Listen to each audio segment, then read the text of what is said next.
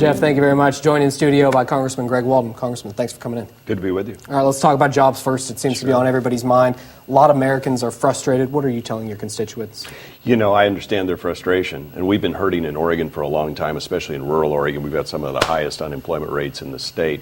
A lot of it gets back to being able to use the resources we have at hand. I was in Grants Pass today touring a facility that works in conjunction with Rep and Ready to take pine and turn it into furniture and displays for grocery stores. They could expand. Rough and Ready could probably create 600 jobs if they could get access to enough wood out of the federal forest.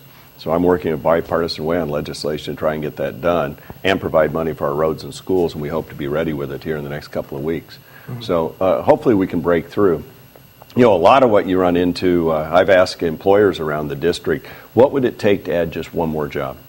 And more than 100 have responded with examples of regulations and rules that stand in their way. A guy trying to do a hydro project on a small stream out in eastern Oregon that's just taking forever to get the permit done, to people like at the Durkee cement plant that new EPA rules, if they were enacted, would shut it down after they've already put $20 million into the most sophisticated pollution control devices in the world. They can't get as far as EPA wants, so that threatens jobs. So, I mean, part of it is just too many rules and regulations coming out of the federal government. And part of it is accessing the resources we have in America, whether that's our oil and gas resources, or in our case, certainly our forest resources. I want to ask you about yesterday, the emergency warning system failed here in Oregon. And in your congressional role, what happened and what are we doing to fix it? Well, I'm going to find out. I talked to the chairman of the Federal Communications Commission about an hour after that, Julius Janikowski, and asked him to come brief my subcommittee on communications and technology next week. We'll find out from him and FEMA what happened. You know, in my old life, I was in the radio business. I've actually wired in EAS systems in our own control rooms. And so we'll find out what went wrong. Part of what they were trying to do is, for the first time in our history, run a national test and see if it worked. Well, obviously it didn't. And so we've got to figure out what was the breakdown and why. We've been talking a lot this fall, this late summer, about the battle between state and federal laws and medical marijuana. What is your stance on that? You know, I've never been a supporter of the medical marijuana law in Oregon, and I think we see the kind of problems it causes. I've done the flyover with law enforcement, and so I think the feds are going to win out in this debate.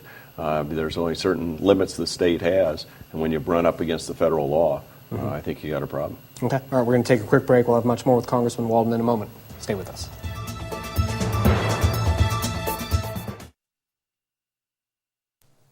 Welcome back to our 5 on 5 again here with Congressman Greg Walden. Congressman, Senator Merkley co-introduced the Klamath Basin Restoration Act today. What do you think of it? I haven't read it yet, so I want to see what he's up to. And he and I talked the end of last week, and we're going to meet, I think, this coming week when we're both back in Washington. The Senate's in this week. The House is not. Look, we got to find a resolution in the Klamath Basin that works for the farmers and the fish and all. And the community certainly worked hard to get to this point. So we'll look at his bill and see what it means. Are you a supporter of dam removal? You know, I'm troubled by dam removal, to be honest with you. On the other hand, the Public Utility Commission in Oregon sided with the Pacific Corps and said that's probably the best for ratepayers, and they are Pacific Corps' dams. I think the community's still real divided on that question. If you cross over on the California side, it's not even a question of being divided. They're pretty upset about it by huge numbers.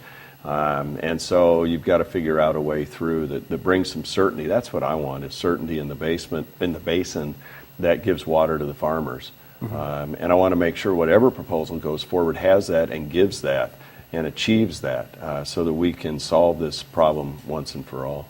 How about moving to the GOP debates? Is all this white-hot attention going on in these debates, is that good for the GOP? Well, I think it is. Because, you know, I don't know if it's good for viewership or not, whether anybody's watching, but I'll tell you, you certainly see candidates play out in real time on the real stage, and I think that helps voters come to a clear decision on where they think somebody can meet the test. I think Rick Perry really stumbled badly last night again, and that's a problem for any candidate to overcome and come back from. What do you think about the accusations against Herman Cain? You know, if they're real, it's a serious issue.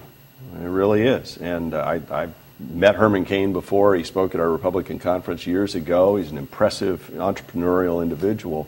But these are troubling accusations. And only he and those who are accusing him probably know the truth in it, but it's troubling. Congressman, great to see you again. Thanks Good for to be coming with in. you. Yeah, All right. thank you. Stay with us. We'll be right back.